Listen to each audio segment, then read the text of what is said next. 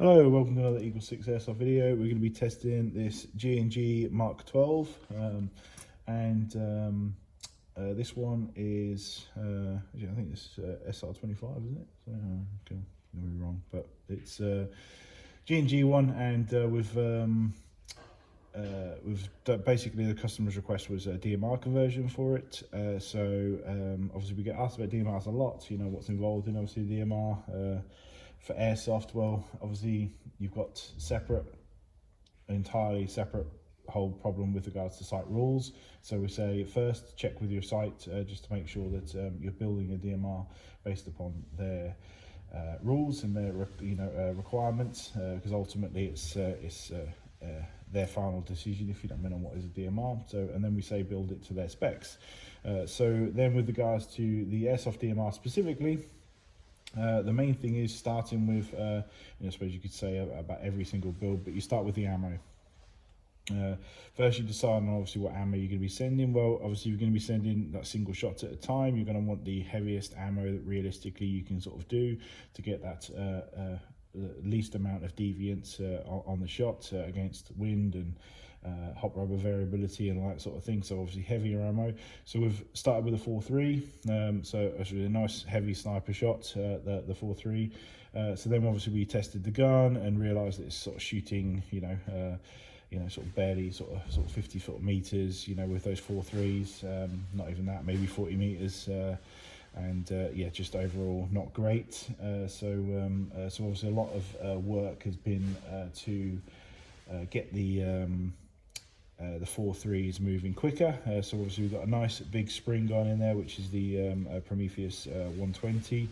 Actually, I think we end up with a 135, I think, in there, if memory serves. Yeah, 130. So 135 is the one that actually went in there in the end. So I think the 120 came up too short. The gate version 2, the reason obviously we've gone with the gate is once you've gone with the big spring, you essentially create problems for airsoft guns in that it's now a lot more effort, especially on mechanical assemblies, to actually move that spring. It requires more work from the motor, it requires more work from the battery, it requires more work from the trigger assembly in order to operate all of that. We've also got the extra dilemma that all DMRs in the UK need to be single shot locked. So the easiest way to do that is a gate tighten. You install that. Yes, they're costly, but they will. You can basically install it, you can digitally lock the gun to single shot, and that solves the single shot problem. And now you've got, and also it removes the ability for the gun to mechanically lock up, so because you're removing cut-off levers, you're removing the switch assemblies which can wear, all these things are getting replaced with the gate. So it's got multiple good things about doing that. Also 20% bump in overall performance, so not only that, is it going quicker as well. So you've got all these benefits from installing the gate Titan, which is why that's such a good product if you're not meant to install in really any airsoft gun. I always use the analogy, it's converting a car from carburetor to ECU, and we all know the benefits nowadays, despite the proponents for carburetor back in the day, we all know how the benefits are now of cars, and how efficient they can be, if when they're computer controlled, and obviously that's what the Gate Titan does. We've also installed the Prometheus high torque motor. We get on really, really well with the Prometheus motor. If you haven't tried one, we highly recommend them. They're very, very efficient, low amp draw, and a great high torque motor, and they can move really heavy springs. So we really recommend those in pretty much most builds. So obviously we now know we've got a motor that's strong enough to move the heavy spring, and we've got the Gate Titan for single shot, and obviously for removing the ability for any sort of lockups, because there's nothing worse than obviously a gun locking up and you being out of action because you spammed the trigger too quick. And then obviously we've built it up. We've kept it relatively simple, even though the customer's request was sort of like everything. Well, obviously we've always got to bear in mind that some guns just don't need everything. So obviously we don't want to just fit things for the fun of it. Obviously it's we did this work, and then we did a range test, and it was shooting sort of out to 70 meters, and it seemed fine. So ideally what we'd like to do is obviously get this back to the customer and get some feedback. Obviously it really helps when customers are local, and then see how you get on with it, basically. And then we're happy to obviously relook at it if it doesn't meet expectations, but like I say, it's traveling so much faster now.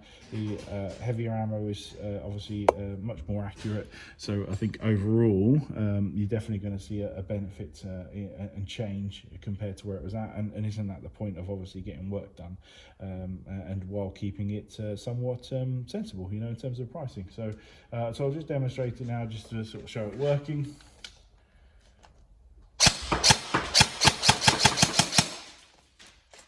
even put some video in there.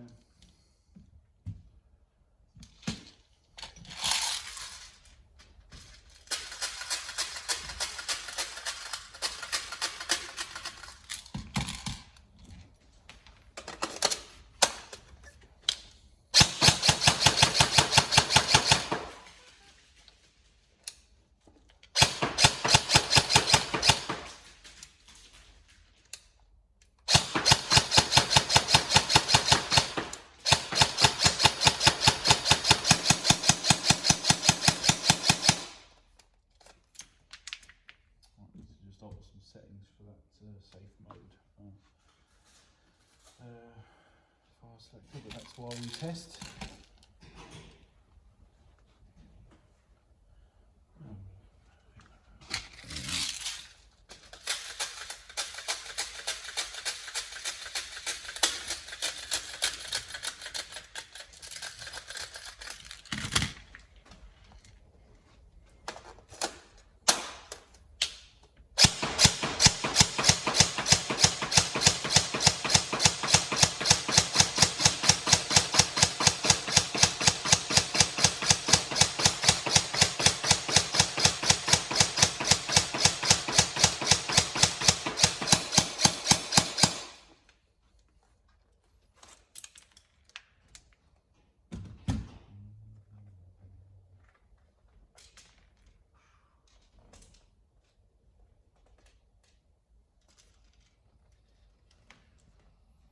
Bit of a weak mag spring / mission follower, I think, on there. Yeah, I think that's broken off. That's why it's not feeding that last BB, but yeah, otherwise it's all working. So yeah, hopefully it's what you wanted on the build, and any problems let us know, but